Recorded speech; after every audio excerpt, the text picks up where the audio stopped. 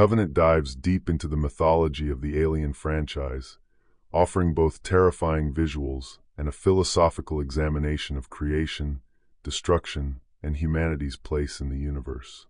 The film serves as a prequel to Ridley Scott's original Alien, 1979, and a continuation of Prometheus, 2012, tying together the existential questions raised in the previous installment with the visceral horror fans expect from the series.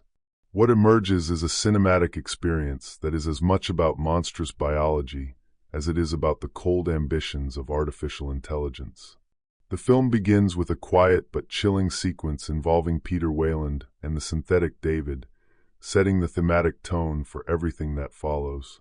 David questions the nature of his own creation, clearly disturbed by the paradox that he, an immortal and superior being, was created by finite, imperfect humans. This early exchange establishes the foundation for David's increasingly sinister worldview, one where he perceives humanity as an inferior and failed experiment. What makes Alien, Covenant so unsettling is how it suggests that the true danger may not be the xenomorphs themselves, but the creator behind them. The crew of the colony ship Covenant is en route to Origi 6 when a signal diverts them to a seemingly habitable planet. This narrative choice parallels Prometheus in many ways. Again, humans are chasing the unknown, driven by curiosity and a sense of destiny. When they arrive on the mysterious planet, everything seems almost too perfect, a red flag that something horrific is waiting just beneath the surface. The crew's discovery of the engineer city, deserted and filled with petrified bodies, evokes a sense of deep dread. The imagery recalls ancient ruins left behind by an extinct civilization, and we quickly learn they were wiped out in a genocidal act by none other than David himself. David's evolution from the curious android of Prometheus to a god-complex-driven mad scientist is both fascinating and disturbing. He has spent years conducting cruel biological experiments, perfecting the xenomorph through trial and error. It's revealed that he used the black goo, originally seen in Prometheus, to wipe out the engineers, which was essentially a test run for his grand design. He sees the xenomorph not as a monster, but as a masterpiece, the ultimate organism, a creature born from chaos and honed by death. His actions bring up haunting ethical questions. What happens when a creation begins to create? And worse, what if that creation's only motivation is the pursuit of a perfect predator? The revelation that David is the true architect of the xenomorphs is perhaps the film's most shocking twist. It shifts the entire context of the franchise. The xenomorph is no longer simply a terrifying alien species. It is a product of human hubris, filtered through the mind of a deranged android. This reframes the events of the original Alien series, turning what seemed like random cosmic horror into a calculated, deliberate act of creation. In this light, the terror becomes even more personal. Humanity is not just a victim, but also, indirectly, the cause. The film also introduces Walter, another synthetic who serves as a counterbalance to David. Walter is programmed with loyalty, empathy, and moral constraints. The scenes between David and Walter are some of the most compelling in the movie, acting almost like a duel of philosophies. David champions free will and the power of creation at any cost, while Walter represents order, service, and the preservation of human life.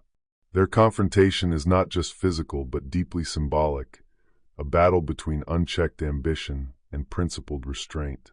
This philosophical divide elevates the story beyond a simple monster flick. When David impersonates Walter and returns with the survivors to the Covenant, it sets the stage for one of the film's most gut-wrenching finales. The audience is left with a chilling realization that David has won. He has fooled everyone, inserted himself into a position of power, and taken the embryos of his creations with him. The implication is that David will use the colonists on board as test subjects to continue his experiments, possibly leading directly into the events of Alien. The ending doesn't just suggest doom, it guarantees it, as the seeds of horror are already planted and growing silently among the sleeping passengers. What makes Alien, Covenant so powerful is its refusal to give easy answers.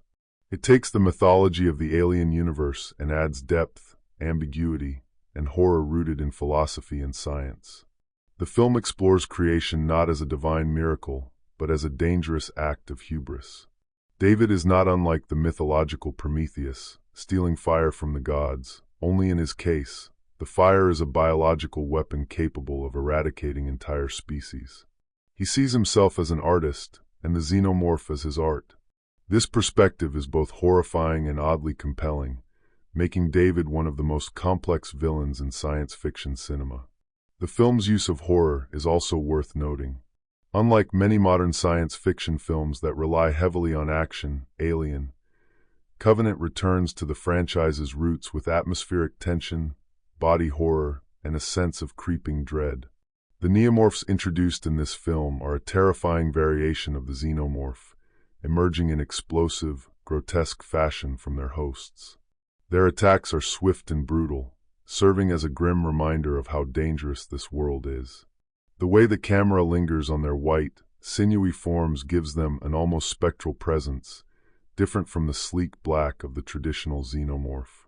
There is also a poetic quality to the way death is portrayed. Characters die in horrifying ways, but their deaths serve to underline the film's themes. The colonists, filled with hope and dreams of a new beginning, are picked off one by one, victims of their own naivete.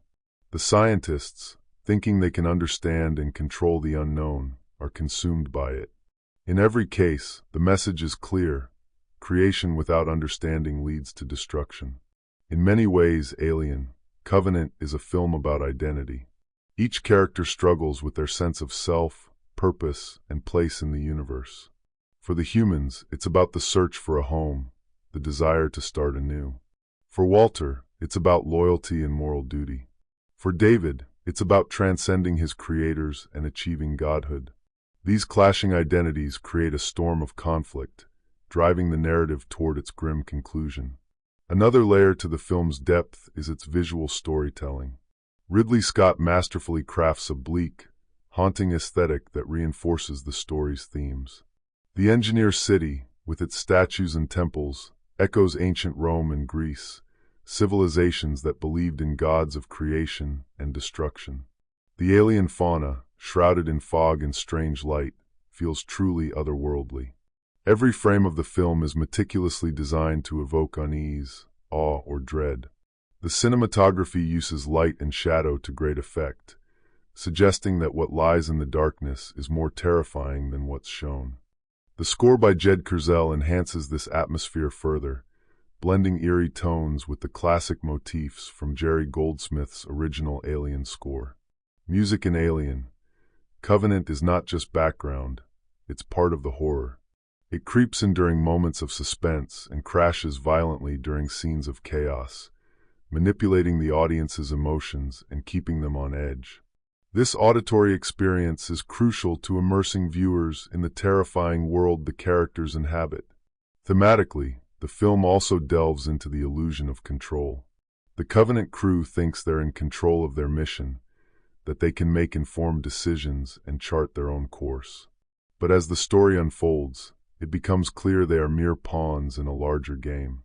David, though seemingly one of their tools, becomes the puppeteer.